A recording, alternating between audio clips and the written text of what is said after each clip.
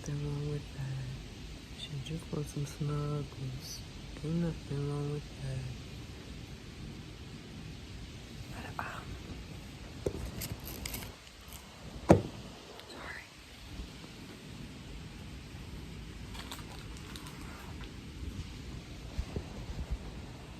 So I can tell you a little bit about my day, and maybe it might relax you and do some hand movements.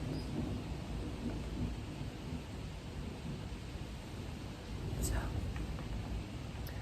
I worked today at work. I'm not going to say where I work because I don't want people to figure out how to find me and stalk me. But long story short, I work at a pet store. And, yeah. So I was working from 8 to 4 today, and I had the thunder and lightning, sorry.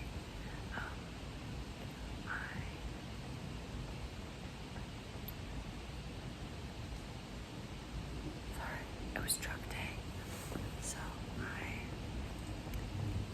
was unloading the truck, and let me tell you, it's so hard work, bro. One of my coworkers, she really hurt her foot like 2 weeks ago, and she went to the doctor, and they were like, oh yeah, it should be healed in like a week, and it wasn't. She went to the doctor again, and they were like, she went to a different doctor, and they were like, oh yeah, it's gonna take 4 to 6 weeks, and you should have had the first week taken off. So I feel so bad for her, and she was like, I'm sorry, I'm just gonna rant on, but I just really love my coworker, and I feel so bad, but it's okay. Anyway, yeah.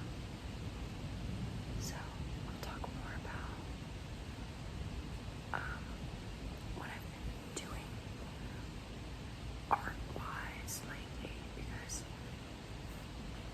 I love making art and stuff.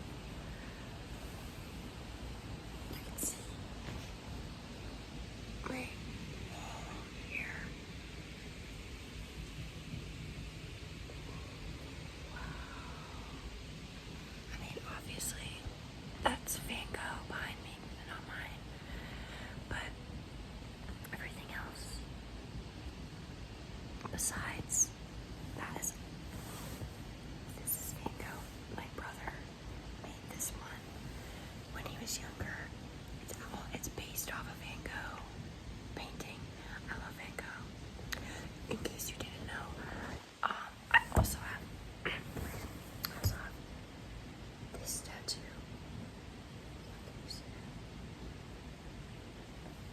And it's a sketch that Van Gogh did because I love Van Gogh.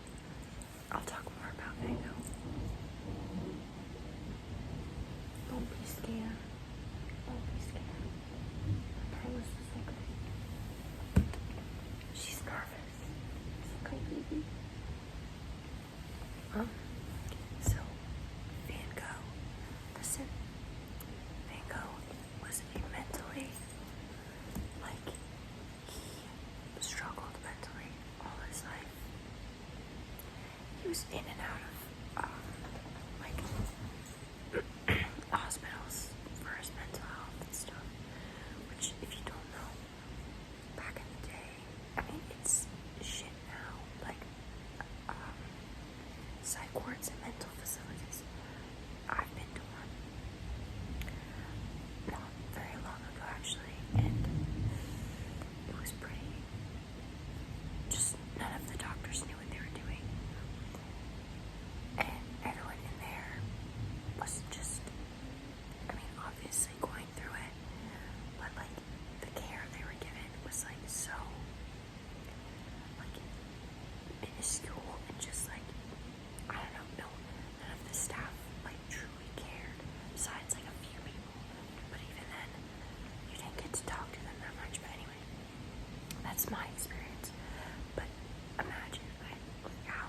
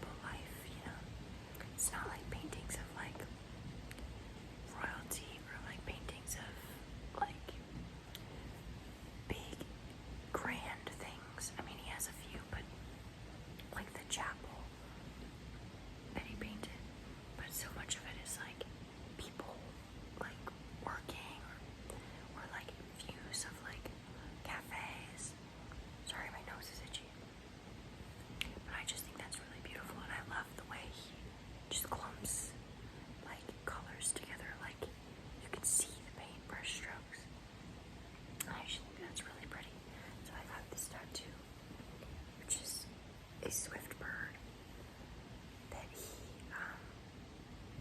drew in one of his sketchbooks. And I was thinking about, because I knew I wanted to get a bird tattooed. I'm not really doing hand movements, but this is still relaxing, so I knew I wanted to get a bird tattooed on my forearm because I love birds so much, but like, not for like, it's like special reasons I love birds. Like, I don't like,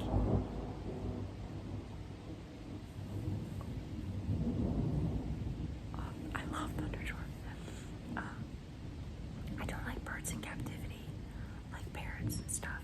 I think, like, it makes me sad. Like, if you have a bird and you're like taking care of it and you're like taking it out and like, you know, giving it love and care, like, I like that. That's cool. But like, so many birds are abused, like parakeets especially, because like people get those tiny cages and just leave them in there.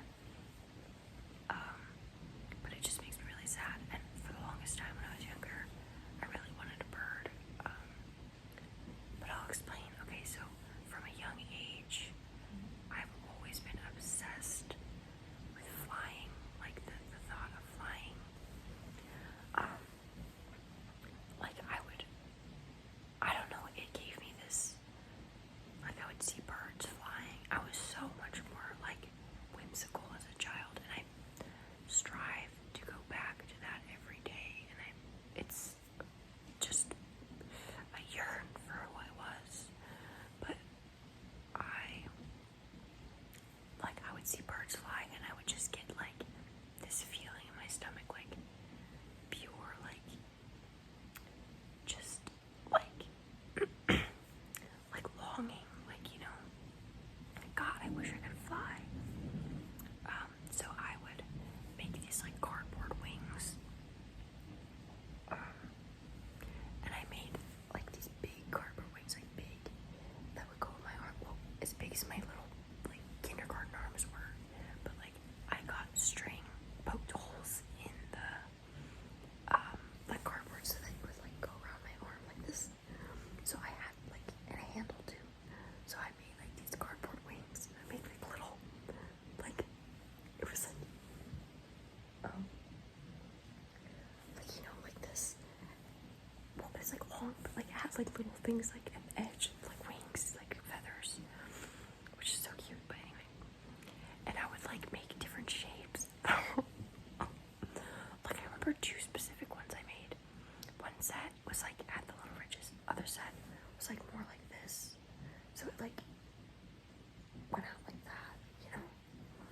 Because I thought maybe, not for free, because I thought maybe that if I change the shape, it might make me fly, you know? So, so I would, excuse me, my throat's scratchy. I would run down the street, because I lived in this like neighborhood in Pittsburgh that's like really run down, and like it was a great neighborhood. Like there were so many cool kids that lived there. I loved living there. I miss like neighborhoods, you know. I only lived there for like a year, but yeah, it was amazing. But I would run down the sidewalk with my wings. I would like run, and then I would think like, okay, I've got enough. Like I'd start flapping. I've got enough air. I'll start flapping my wings. But like, of course I didn't fly. But I would practice inside. I would jump off the couch and onto like a beanbag. And it was so much fun. No, I would jump off of the couch onto the couch cushion. So I'd take off the couch cushion and there'd be the springs, right? So I'd jump on the springs and they'd jump onto the cushion. And I thought, maybe I could get some flight. And I swear I was like, there were times I was like, dude, I was in the air for a little bit longer. Like, I probably weighed like 40 pounds. Like, but anyway, yeah, so I've always been obsessed with flying. I would watch Rio, How to Train Your Dragon,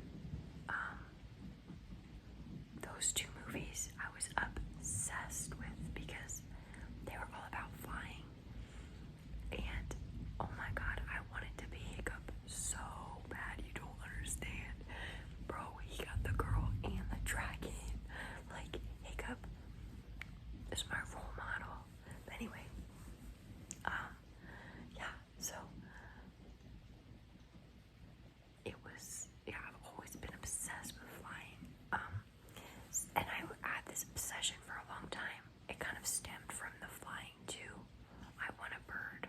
Like I want to get a bird. But it wasn't like I want to get a bird at the pet store. I want to like catch a bird. Because I was like, if I can catch a bird, like, bro, I can do anything. Because birds are so fast. Like, and it'll be so fun. Like, but back then it was like, I was like little, you know, like now I know, like, you shouldn't catch a wild bird because they're gonna be sad. But back then I was like, dude, I would take such good care of you. Like, I wanted to catch a bird and have it and take care of it and study how it flies, you know. And so this is like a year of my life, probably from like first grade. Well, yeah, like first grade was like my year for the bird, bro. And so, girls' night. You like my year? Girls' night. Okay. Yeah, the year of. So that was my year, bro. And so I would try and catch a bird. I would set up these traps all in my yard. And I remember I would make like a little. I would get a stick and a bucket, and I'd lean them. And a string, bro. I would lean them. I'll put the stick down, put the bucket, but this is more like a stick, I think.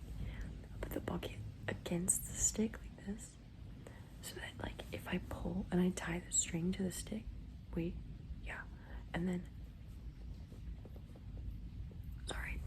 and then I would pull the stick and it would make the bucket fall. So I would do that. Sorry, don't look at my feet. Oh, there's my other dog, Daisy. I have no room for my legs right now. But anyway. Excuse me, I'm sorry. So yeah, I had the bucket and the stick, and I would pull it, and then it would fall. So I put bread and stuff, because birds love bread, bro. And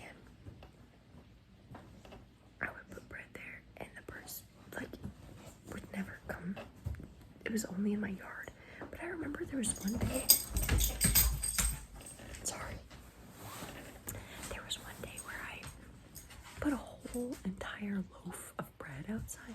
I remember came home from school, grabbed the bread, just like a bag of bread, and I threw the pieces out. And I didn't realize I kept throwing more and more until I realized the bag is empty.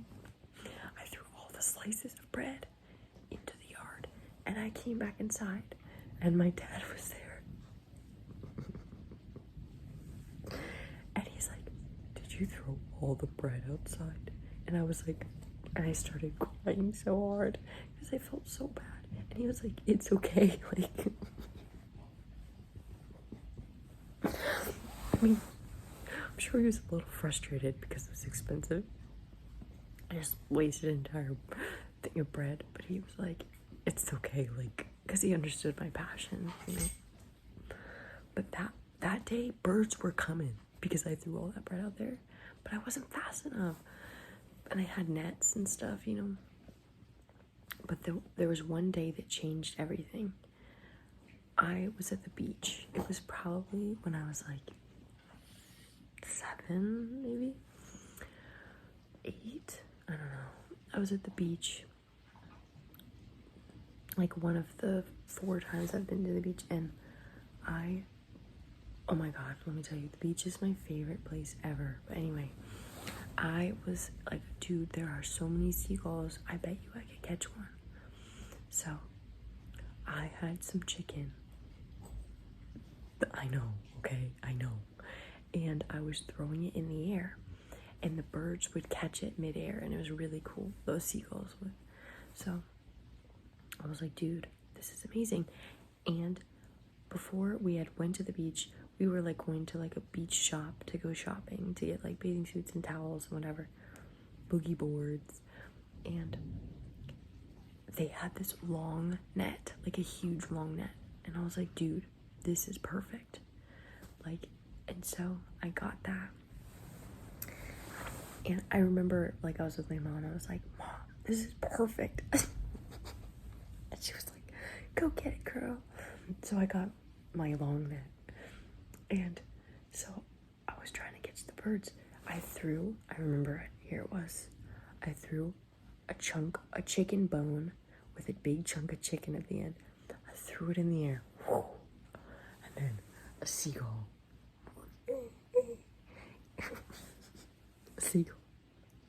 Seagull came flying. It caught the chicken. And there I was with my net. And I remember I went like this. Boom. And I hit it on the wing by accident. And then my stomach dropped. I was like, and then I was like, I almost did it. I almost got a bird. It was the first time I still remember the feeling of like holding the net, feeling it hit the bird's wing. And then I was like, I almost caught it. But I was like, why do I feel so bad? And then I was like sitting there and I was like, wait, I don't want to catch a bird because I could have hurt the bird. I realized then I was like, I just hit its wing all for my selfish reasons. Like, I threw a chicken leg. I was promoting cannibalism. And the seagull swooped down and I hurt its wing. It was still flying. Like, it was okay. But I still could have hurt it really bad. And then I realized, I was like, this is all for my selfish reasons. Like, if I were to catch a bird, it probably wouldn't be the best thing for it. And then from that day on, I started to slowly not want to catch a bird. And then my obsession with flying kind of went away. But like, not really went away because I still think it's really cool. But just, it wasn't like literally all I ever thought about. Now I think about other things too. But I got this in remembrance of my younger self and my love for birds, because I love like wild birds. They're my favorite because they're just like flying around and having fun. Like, I like that you don't really have wild birds as pets, but they're still cool. Like, they're so cute and all around you. So this is a swift bird that Van Gogh drew. And Van Gogh and birds, bro. My favorite things. And I also really loved Doctor Who as a little girl. In that one episode of Doctor Who with Van Gogh in it, Chef's Kiss. That was one of the best episodes. But I love this tattoo. Yeah. So that's my story about Van Gogh, birds, and life, childhood whimsy and wonder. One boy. That's Wonder. She's sleeping. So yeah, I hope that you enjoyed my tale and hopefully it relaxed you. And Wonder will say goodnight to you. Go to sleep. Oh, sorry. Go to sleep, get some sleep in, and make sure that you, if you have a dog or a pet, make sure you snuggle them. And if you have a bird, you better be taking care of that bird, bitch. So, yeah. Hopefully get some good rest. Good night.